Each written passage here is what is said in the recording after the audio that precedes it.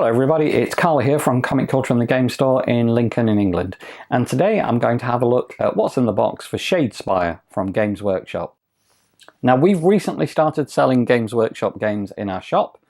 We've been going for nearly 40 years and we finally decided to pick up GW stuff. They've been asking us for years and we've been put off a little bit. Two things: one is that there's another Games Workshop actual store within sight of our shop, so it seemed a bit pointless, and secondly, I didn't really know anything about Games Workshop stuff. However, they were very keen for us to stock it, and we've managed to make some room in the shop to do it. Plus, our store manager actually worked for Games Workshop for 6 years, so I feel confident that we can support the products. So, let's have a look what's in the box. Well, the first thing you've got is this quite sturdy box. It's certainly well-made game, and the box itself is quite heavy, despite the fact there's not a huge amount in it. On the back, you can see the map, you can see what it looks like with the figures on it, what the figures would look like if painted. Well, depending on your skill, I suppose. Cards when you're building your deck, how to build your warband, that's just an example. There's obviously full information in there, some of the cards, etc. Quite a nice, attractive box, good size, and one thing about this that attracted me to this is that it's actually really good value, I think. It's a recommended retail price of £40 in the UK, and there's a lot of gameplay in there. Okay, so let's have a look what's in the box. First thing you can see are some special dice. 5 white dice, 3 black dice. The black dice are for defense, the white dice are for attacking. I'll explain what the symbols mean later. You know, practical, sensible. You get 2 rule books, or well, 3 rule books I suppose. You get a quick start sheet, so that's really quick. That gets you into the game very quickly. I have no problem picking that up. In the game, it says it's for 12 and up, but to be honest, I would have thought anybody 8 or 9 or older would have absolutely no problem with this game. You get not a rule book, but how to assemble your minis. Okay, very useful, especially for someone like me who's just not used to doing modelling at all. And finally, you get the rule book. Okay, it seems reasonably thick, 32 pages. There's quite a lot of explanation.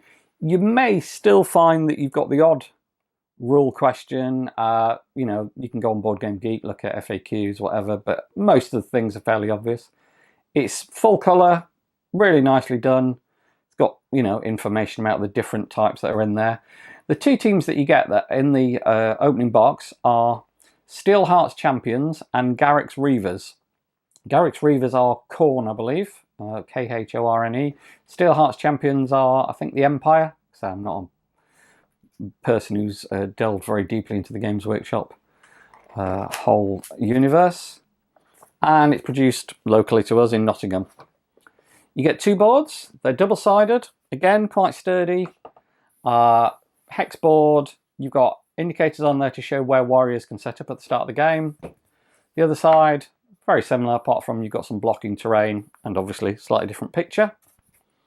Second board, very similar to the first, same size. Again, no blocking terrain on that side at all.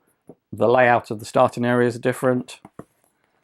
And on the back, some blocking terrain, which you can use for your own tactical advantage. When you play a game, everybody has to bring 1 board. So if you're playing in a tournament, you take whichever was your favourite board and you'd set up on that. You get some counters. Now these here, you've got glory counters. They're effectively victory points. You've got objective hexes. These go on the map, and you may get an objective that says, for example, occupy space number 5. So if you've got a guy in there at the end of your turn, you'll get a victory point. Victory points can be used to buy upgrades. These markers are for damage, so when you guys take hits. These markers are to indicate whether you've moved or whether you're guarding. So this side is if you're guarding, this side is if you moved, and on the back of the move markers there's if you charged. One of the actions you can take is to move and attack, and that's considered a charge. Similar stuff there, obviously different objective markers. They're all numbered from 1 to 9. Again, very similar, but you've also got some special scenario things. These relate to certain cards that are in the game. You can put blocking terrain down. Now here we go with the models. So like I said, there are 2 teams. This team here comes with 3 figures. The other team comes with 5 figures, but the teams are still pretty balanced. You have to know how to play them. There are full instructions in there for how to assemble these, so don't worry about them too much. They don't need glue, they don't need painting. Although, to be honest, I think most people would paint them because they do look like nice models and they look fantastic when they're painted up. The other side, corn, there's 5, so you can see the 5 bases. Again, not difficult to assemble. I think if you've got any modelling experience, or even if you haven't, you should have no great problem assembling those. The next thing you get is you get a set of cards. Now, there are 3 different kinds of cards. The first cards you get are character cards. So each character is different, and each character comes with a card. It's got a representation of his figure on there, so you can see what the figure is. It looks like his name, and then 2 basically rows of information. The top row is an attack. So the first one shows you what the range of the attack is. So for this one, it's got a range of 1, so i.e. an adjacent hex. How many dice you roll, and what symbol you need to roll on the dice to hit. And finally, how much damage you do if you hit. The bottom row is how fast you can move, so 4 hexes. How many dice you roll on defense, i.e. 1 dice, and the symbol in this case means he needs to dodge, and how many hits you can take before you're dead. Now, every character has an ability to become inspired, and when you get inspired, you get flipped over, and you can see you probably get a bit stronger. So you get 3 damage instead of 2, and you get to move 5 instead of 4. So subtle difference, but definitely worth it. Now these guys here, the red guys, they get inspired when 3 people are dead. It could be 3 of your own team. So if those 3 die, the other 2 will flip over and get better.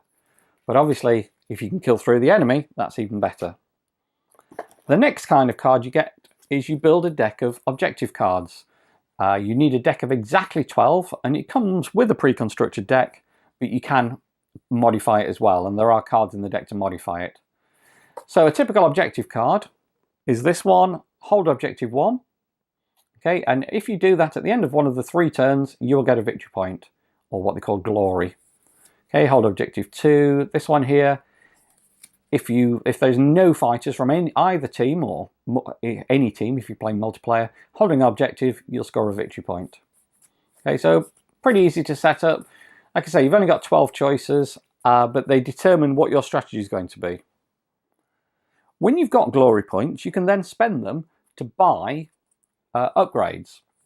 So this is an upgrade card. You have a deck of at least 20 cards in your power deck. This is called the power deck. It's got the blue back. Okay, and there are 2 kinds of cards in here. One of them is upgrades. Each upgrade gives you a special ability. Like this one gives you +1 defense. So you roll 1 more die when you're defending. This one can only be placed on Garrick. And to use it, you spend 1 of your victory points. Now you don't lose that victory point, you still got it at the end of the game, but obviously you can't start putting upgrades on until you've earned some victory points. The second kind of card is action cards, which are called ploys. These, after each character is moved, and you only get 4 activations each in a turn, and there are only 3 turns, so it's quite a fast playing game, you get to play 1 or more of these cards, and you take it in turns depending on whose turn it was. So if I went, moved a character, maybe attacked, then I would get the first chance to play a card, then my opponent would. These can change the game quite greatly. So this one here, Confusion, is a classic. Choose 2 fighters that are adjacent to each other and switch them. Now, because there are advantages in having multiple fighters adjacent to the enemy, then you might want to move one of their guys, swap in position with yours so you can surround him. So on your next attack, you can actually get more chance of hitting him. Again, there's 20 cards, it comes with a pre-constructed deck, but you can change that afterwards. There are lots of cards in there to help you build a new deck.